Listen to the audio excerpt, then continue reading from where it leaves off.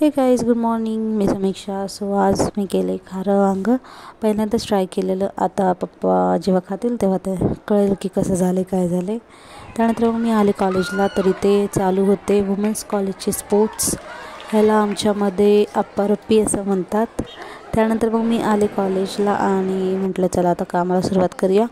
तर काही स्टुडंट आलेले की वकील फाउंडेशनमधनं जे काही सायबर फ्रॉड्स वगैरे होतात त्याबद्दल अवेअरनेस करणार होते आणि त्यासाठी एक फॉर्म भरायचा होता.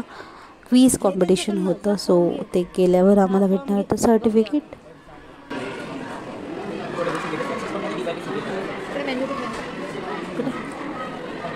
DYPCP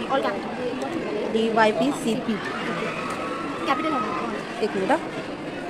DYPCP okay. काय करायचं मराठी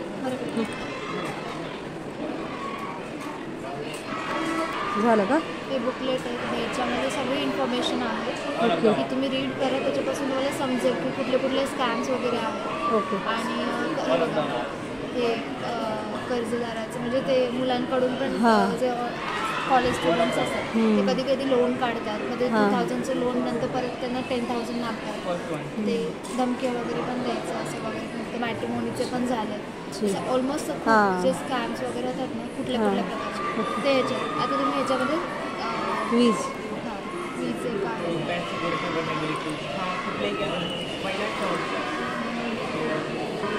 की आता तुम्ही सॉल्व त्याच्यामध्ये तुम्ही तुमचं डिटेल्स फिल करा. फक्त तेवढं करायचं ना. आणि